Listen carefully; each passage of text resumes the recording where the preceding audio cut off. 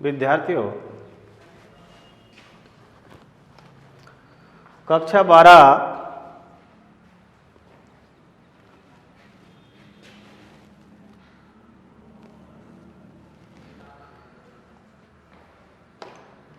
हिंदी का हमारा जो बिहारी जी हैं, वो बिहारी जी का पाठ चल रहा था आप लोगों के, और हमने उसमें 10 दोहे तक, उनके जो 10 दोहे हैं वहाँ तक का भाव और अर्थ जान लिया था। अब 11वें दोहे से हम उनका भाव और अर्थ जानने का प्रयास करेंगे और चलेंगे।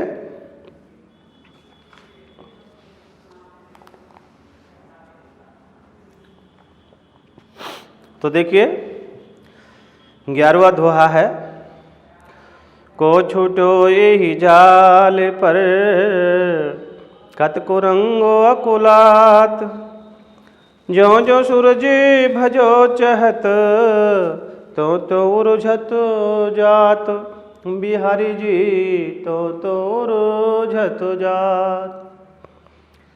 तो देखिए इस दोहे के माध्यम से, और बिहारी जी हैं वो सांसारिक जो माया मोह है, वो सांसारिक माया मोह के ऊपर प्रकाश डालते हुए कहते हैं, पंक्ति है कि को छूटो यही जाल पर कत कुरंग अकुलात। कुरंग, कुरंग मीन्स होता है हरिण, कि हे हरिण, आज तक शिकारी के जाल से कोई छूट करके नहीं जा सका है, और जिसने जितनी उससे सुलझ करके और जाने की चेष्टा की है, वो उतना ही ज़्यादा उस जाल में फंस जाता है। तो इसके माध्यम से कवि ने, भाव ये नहीं है, ये तो सीधा अर्थ हो गया, भाव ये नहीं है, भाव ये है कि जो ये संसार है, सांसारिक माया मोह में यहाँ जीव आकर के और फंस जाता है, और इस प्रकार से फंस जाता है कि अगर वो इस सांसारिकता को छोड़ करके और जाने की चेष्टा करे, तो जितना वो इसे छोड़ने की कोशिश करता है उतना ही सांसारिक बंधनों में, माया मोह में बंधता ही चला जाता है, ज़्यादा उलझता ही चला जाता है। ठीक उसी हरिण की तरह, हरिण को यहाँ संबोधित करते हुए कहा है कि हरिण, इस शिकारी के जाल से आज तक कोई छूट करके नहीं जा सका, जिसने जितनी कोशिश की है छूट करके जाने की, वो उतना ही उलझता चला गया है। ठीक इसी प्रकार से सांसारिक जो प्राणी हैं, इस सांसारिकता में आकर के, संसार में आकर के सांसारिकता के बंधन से बंध जाते हैं, और जितना इसे माया मोह को छोड़ करके, सांसारिकता को त्याग करके जाने की चेष्टा करते हैं, उतने ही ज़्यादा उलझते हुए चले जाते हैं। तो ये संदेश इसमें दिया गया है। तो देखिए इसमें एक तो अन्योक्ति अलंकार, अनुप्रास तो है, अनुप्रास के साथ साथ अन्योक्ति अलंकार का और विरोधाभास अलंकार भी इसमें आया है। अगला देखिए, और जो जो शब्द की पुनरावृत्ति हुई है तो पुनरुक्ति प्रकाश भी है, यह ध्यान रखना है। जो जो शब्द की पुनरावृत्ति हुई है अर्थ वही है दोनों बार, तो पुनरुक्ति प्रकाश अलंकार भी इसमें है।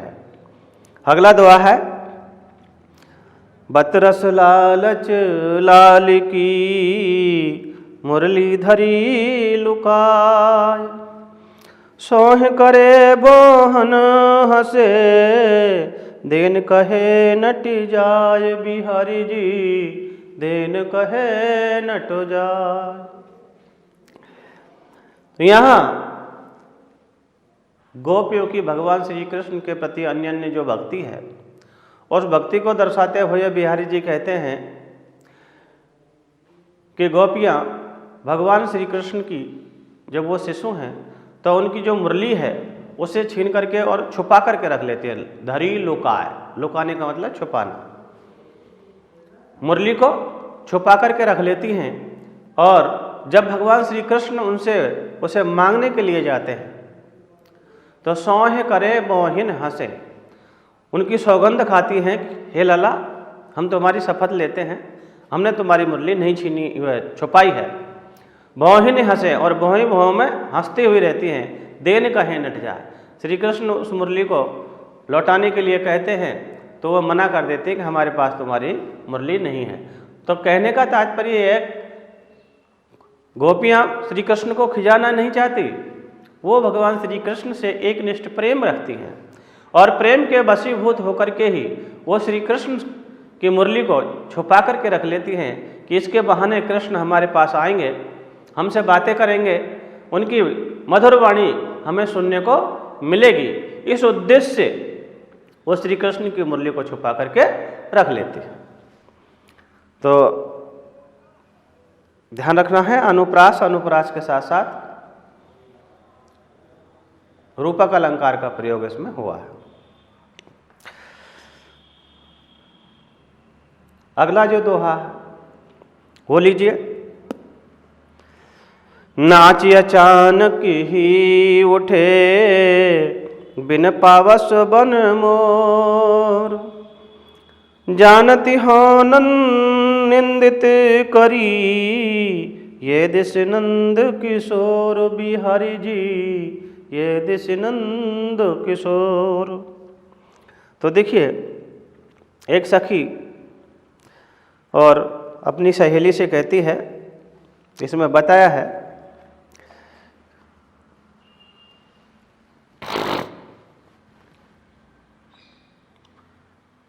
वन का जो वातावरण है, बगीचे का, बाग बगीचे का, वो एकदम से इस प्रकार का बन गया है। पावस ऋतु का आगमन है, मोर बोल रहे हैं, कोयल कूक रही है, काले बादल उमड़ घुमड़ करके आ रहे हैं। तो गोपियों को उम्मीद है कि ऐसे सुरम्य वातावरण में भगवान श्री कृष्ण आएंगे और उनसे उनकी भेंट होगी, उनका मिलन होगा। उसे ही व्यक्त करते हुए एक सखी दूसरी अपनी सखी से कहती है कि हे सखी, ऐसा प्रतीत होता है कि बिना वर्षा ऋतु के ही आज, बिना वर्षा ऋतु के ही आज जो बगीचे का वातावरण है वो बड़ा ही रम्य बन गया है। अचानक मोर बोलने लग गए हैं, नाचने लग गए हैं, नाच अचानक ही उठे।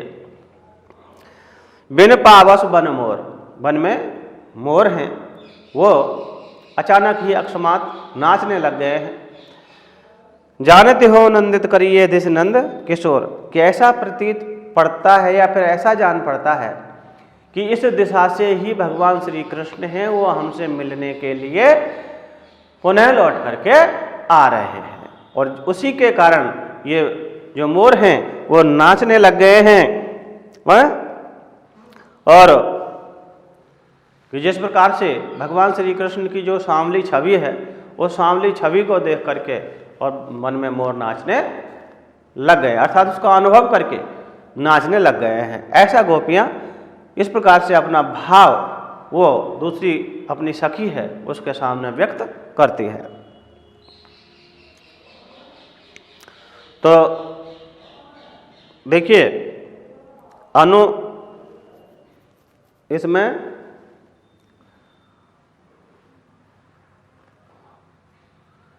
भ्रांतिमान और विभावना दोनों अलंकार आए हैं, ध्यान रखना है।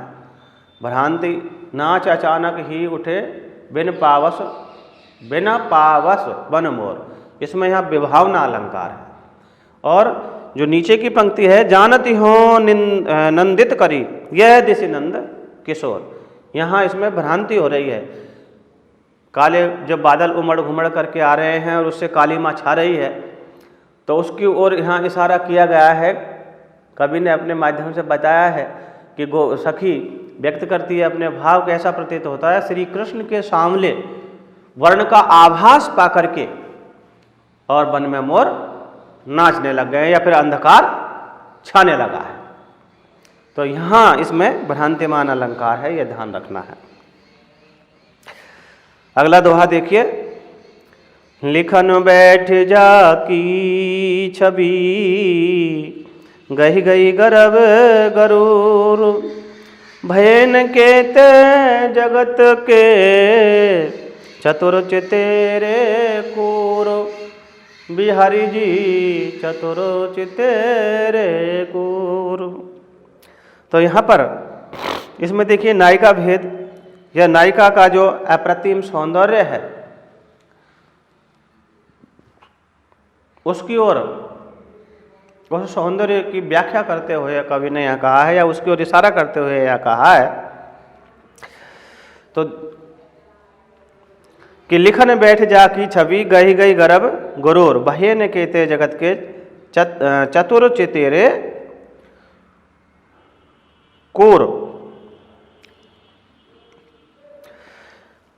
एक सखी नायिका की छवि या उसके सौंदर्य का वर्णन करते हुए कहती है कि हे सखी, नायिका की जो का रूप सौंदर्य है, उनकी जो छवि है वो इतनी अलौकिक है कि उसका वर्णन नहीं किया जा सकता। इस संसार के बहुत ही विद्वान श्रेष्ठ बहुत सारे चित्रकार हैं, वो उनकी सुंदर छवि का अंकन करने के लिए बैठे, लेकिन उन पर ठीक प्रकार से जिस प्रकार की छवि नायिका की है उस प्रकार का चित्रांकन नहीं किया जा सका। अर्थात उनका जो गर्व है, उनका जो घमंड है, वो भी चूर चूर हो गया है लेखिका के सौंदर्य के आगे, सौंदर्य के आगे। और वो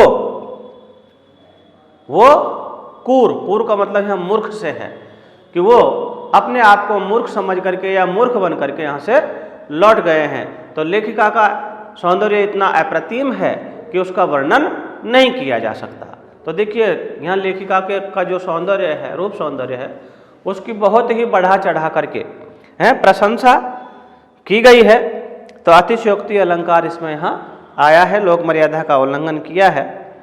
अनुप्रास है ही, पुनरुक्ति प्रकाश भी इसमें आया है। गई गई जो शब्द आया है इसमें पुनरुक्ति प्रकाश भी आया है, तो ध्यान रखना है।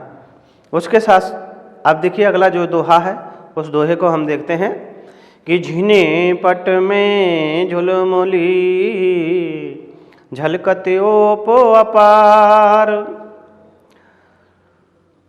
सुरतरु की मनो सिंधु में लसति सपल्लव डार, बिहारी जी लसति सपल्लव डार। तो देखिए यहाँ भी वही नायिका के रूप सौंदर्य का वर्णन इस दोहे के माध्यम से किया गया। श्रृंगार का दोहा है और श्रृंगार के दोहे में यहाँ नायिका की सुंदर छवि का वर्णन करते हुए और नायिका का क्या, नायिका के आभूषणों का सुंदर वर्णन किया गया है और कहा गया है कि झिने पट में झुलमुली झलकती ओप अपार। कवि ने वर्णन किया है एक नायिका की सखी के माध्यम से। एक सखी अपनी नायिका है उसके रूप सौंदर्य का बखान कर रही है और कहती है कि जो नायिका हैं उन्होंने जो कानों में झुलमुली अर्थात कानों में पहने जाने वाले जो आभूषण है उसकी जो चमक है, ओप मीन्स उसकी चमक, उसकी जो चमक है वो उसके झीने का मतलब बारीक या महीन, पट मीन्स वस्त्रों में से उसकी जो चमक है वो झिलमिलाते हुए या चमकते हुए दिखाई दे रही है। अर्थात कहने का तात्पर्य है कि हे सखी, नायिका ने जो महीन वस्त्र धारण कर रखे हैं और अपने कानों में जो कुंडल धारण कर रखे हैं, कुंडल कह लीजिए या फिर आभूषण कह लीजिए, कि उनके जो कानों के आभूषण हैं उनकी चमक उनके पतले वस्त्रों में से भी चमकते हुए या झलकते हुए दिखाई दे रही है। तो ऐसा प्रतीत हो रहा है कि सुरतरु की मनोसिंधु में लसति सपल्लव डार। तो सुरतरु यहाँ कल्प वृक्ष के लिए कहा गया है कि ऐसा प्रतीत होता है कि मानो कल्पतरु जो नामक जो वृक्ष है उसकी पत्तों सहित डाली समुद्र में स्पर्श कर रही हो और जिसके स्पर्श मात्र से समुद्र का जो जल है वो हिल रहा है और कल्प वृक्ष की प्रकाश से वो जल प्रतिबिंबित या प्रकाशित होता हुआ, झलकता हुआ दिखाई दे रहा है। इस प्रकार से जो नायिका के आभूषण हैं वो उसके पतले या महीन वस्त्रों में से झलकते हुए दिखाई दे रहे हैं। तो इस प्रकार से इसमें वर्णन किया गया है। मानो मनो जानो जनो आ रहा है तो उत्प्रेक्षा अलंकार है, अनुप्रास इसमें है। तो अनुप्रास और उत्प्रेक्षा अलंकार का प्रयोग इसमें हुआ है। अगला देखिए, कहत नटत रीझत खिझत मिलत खिलत लजिया,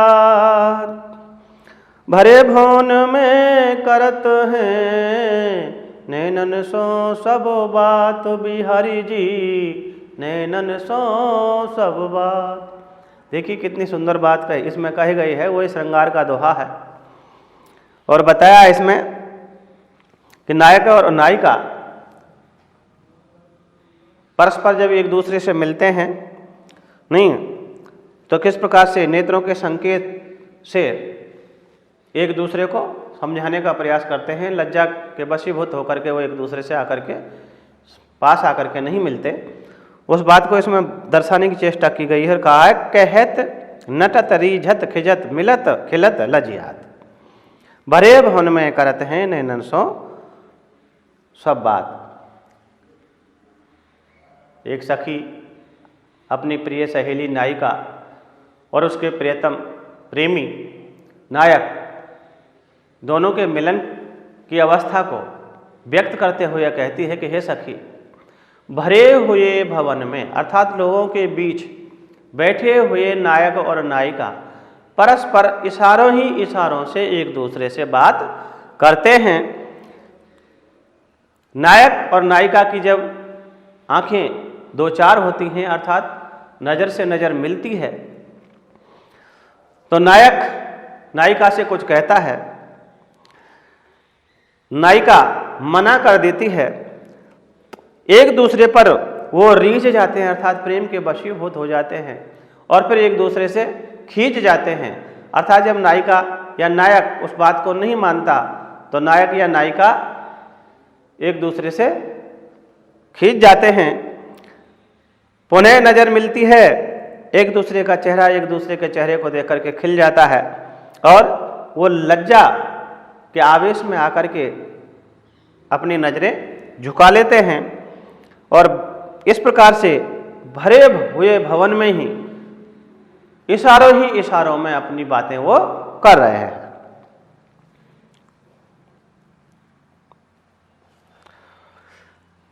तो यहाँ विभावना और अनुप्रास अलंकार है, ध्यान रखना है। और इस दोहे में शायद दीपक अलंकार का प्रयोग भी हुआ है, इसे आप थोड़ा सा देख लेना, कन्फर्म नहीं कह सकता लेकिन आभास होता है कि इसमें दीपक अलंकार भी है। अगला जो दोहा है वो दोहा देखिए, कागज पर लिखत न बनत कहत संदेश लजात, कहीं है सब तेरो हियो तेरे ही की बात। इसमें हम स्प्रिंट है, कहिए है सब मेरो हियो तेरे ही की बात, इस तरीके से ये आए, इस तरीके से आना चाहिए। हो सकता है यहाँ पर इसमें हल्की सी मिसप्रिंट हुई है। कागज पर लिखत न बनत कहत संदेश लजात, कहिए सब तेरो हियो मेरे ही की बात, बिहारी जी मेरे ही की बात। तो देखिए कहा है कि कागज पर लिखत न बनत कहत संदेश लजात। एक गृहिणी नायिका अपने प्रेमी को या नायक को संदेश प्रेषित करना चाहती है, लेकिन लज्जा के वशीभूत होकर के वो अपने भाव व्यक्त करती है और कहती है कि कागज पर लिखत न बनत, कि हे प्रियतम मेरे अंदर के जो विचार हैं, मेरी जो भावनाएं हैं, वो भावनाएं इस प्रकार की हैं कि उनको कागज के ऊपर लिख करके व्यक्त नहीं किया जा सकता। कहत संदेश लजा।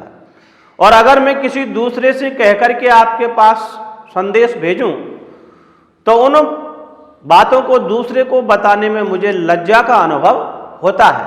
इसलिए लज्जा के वशीभूत होकर के मैं उन बातों को किसी दूसरे से कह करके आपके पास नहीं भेज सकती, नहीं प्रेषित कर सकती। कहवे सब तेरो ही हो मेरे ही की बात। आप अपने हृदय में ही विचार करके मेरे हृदय की संपूर्ण ब्रह्माग्नि और मेरे मन की व्यथा को आप महसूस कर सकते हैं, उसे जान सकते हैं। इस प्रकार से नायिका अकेले में बैठ करके और अपने भाव व्यक्त करती है। तो इसमें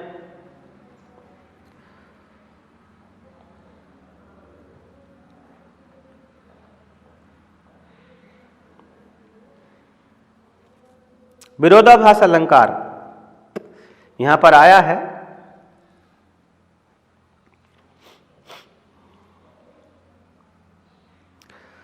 अगला जो दोहा है वो देखिए।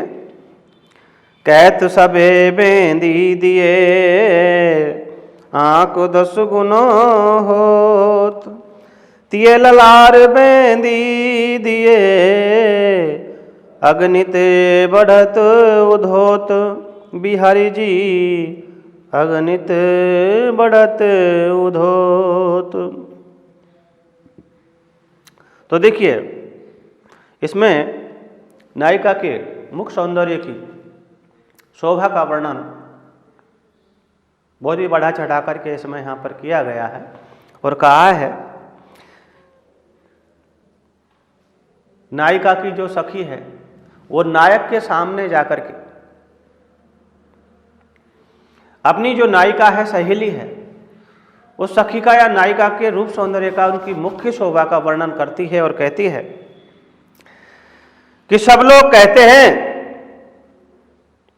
सारे लोग कहते हैं, कहत सबे, सभी लोग कहते हैं बेंदी दिए कि बिंदी लगाने से आंक 10 गुना हो, कि अंक है उसका मूल्य 10 गुना बढ़ जाता है।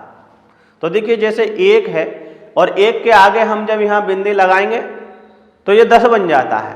10 है, 10 के आगे बिंदी लगाएंगे तो ये 100 हो जाता है, अर्थात उससे 10 गुना हो जाता है। तो कहा है कि कहत सबे बेंदी दिए आंक 10 गुना होत, कि सभी लोग कहते हैं कि बिंदी के देने से अंक है उसका मूल्य 10 गुना बढ़ जाता है, अर्थात वो 10 गुना हो जाता है। लेकिन जो नायिका है उसका रूप सौंदर्य इतना अप्रतिम है कि अगर उसके ललाट के ऊपर अगर बिंदी लगा दी जाए तो ऐसा प्रतीत होता है कि मानो अनगिनत, अर्थात जिनकी गणना नहीं की जा सकती, इतना प्रकाश चारों ओर उधोत, उधोत का मतलब यहाँ सूर्य के प्रकाश के समान बताया गया है कि उसका जो प्रकाश है, रूप सौंदर्य है, वो इतना ज़्यादा बढ़ जाता है, इतना ज़्यादा फैल जाता है कि उसे गिना नहीं जा सकता, अर्थात उस पर नज़र भी नहीं ठहरती है। कहने का तात्पर्य यह हुआ। तो इस प्रकार से वो अपनी जो सखी है, नायिका है, उसके मुख सौंदर्य का वर्णन नायक के सामने बहुत ही बढ़ा चढ़ा करके इसमें करती है। तो अनुप्रास और यमक अलंकार का प्रयोग इसमें हुआ है। अगला जो दोहा है उस दोहे को देखिए कि दीठ न परति समान दुति, दीठ न परत समान दुति, कनक कनक से घात, भूषण कर कर कस लगत, परसि पिछाने जात। बिहारी जी परसो पिछाने जात।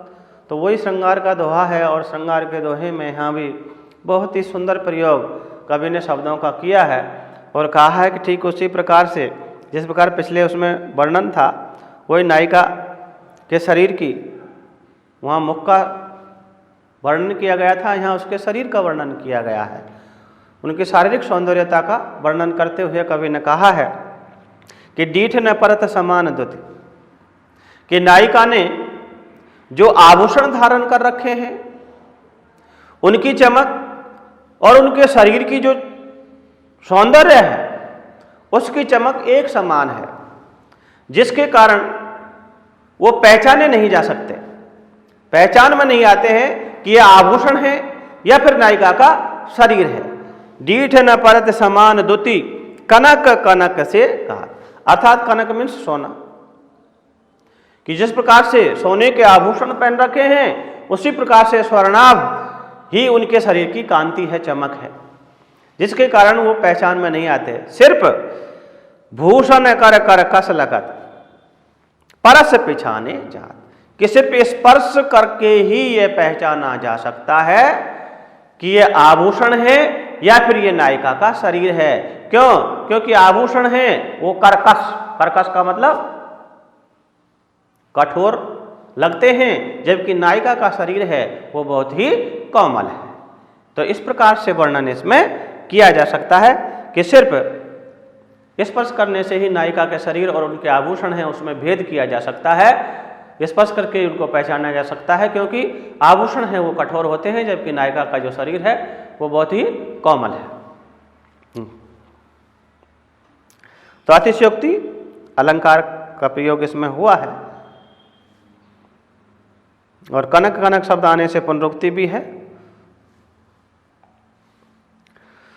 अंतिम दोहा है, अंग अंग नग जगमकत दीप सिखासी भी देह, दिया बढ़ाए हो रहे बड़ो उजारो गे, बिहारी जी बड़ो उजारो गे।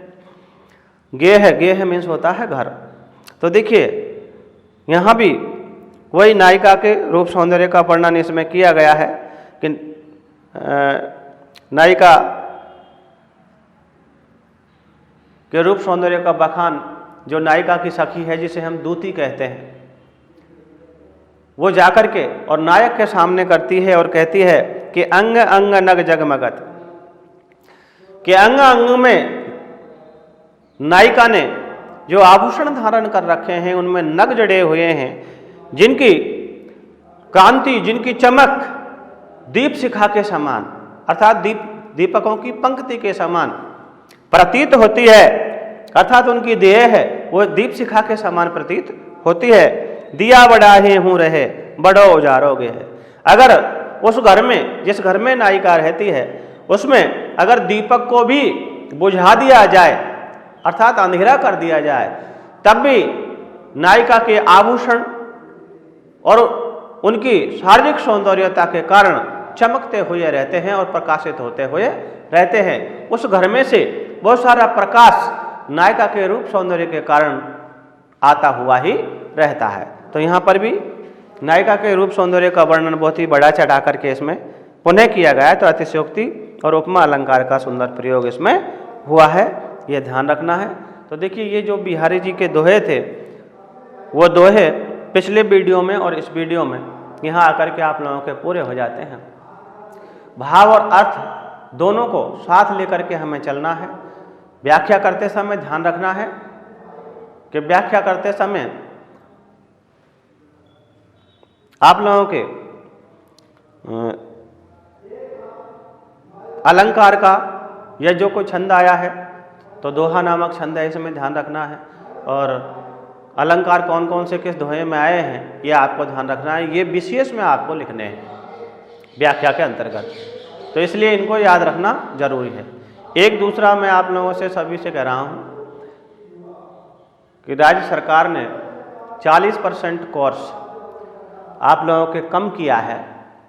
कक्षा 12 हिंदी अनिवार्य में व्याकरण के कुछ बिंदु हैं जिनको हटाया गया है, जिनमें से आप लोगों को मैं